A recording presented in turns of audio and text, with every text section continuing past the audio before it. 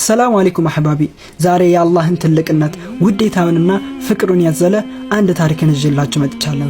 አላህ Subhanahu Wa Ta'ala ከሚጠቀሙት ያድርገን። እናንተም ሼር ኮፒ ሊንክ እያደረጋችሁ ለብዙ ሰዎች አዳርሱት። አዳሉ አለል ኸይሪ ከፋዒሊ። አንድ ከበኒ እስራኤል 20 ዓመት አላህን የተገዛ ግለሰብ ነበር። ከዛም 20 ዓመት አላህን አመፀው። ከዛም ወደ ራሱና ወደ ፊቱ ሲመለከት ሽበት በሽበት ሆኖ ያገኘዋል ራሱን። ከዛም ለራሱ እንዲህ ይላል፣ ኦ አንተ ሰው 20 ዓመት አላህን ተገዛክ፣ 20 ዓመትም ደግሞ አመጽከው። አሁን ማን ነው ከአላህ ቅጣት የሚያድንህ? አንተስ ደግሞ ወደ አላህ ብትመለስ አላህ ይቀበልሃልና አለው ለራሱ። ከዛም አላህ Subhanahu Wa Ta'ala እንዲህ አለ፣ አህበብተና ፈአህበብናክ፣ ወደድከን እኛም ደግሞ ወደድንክ፣ ተረክተና ፈተረክናክ፣ ተውከን እኛም ደግሞ ተውነ፣ ዓሰይተና ፈአሕመልናክ፣ አመጽከን እኛም ደግሞ ታገዝነ፣ ወኢረደድተ ኢለይና ፈቀብልናክ፣ ወደ እኛም ከተመለስክ እንቀበልሃለን አለው። አላህ ማ አክረመክ።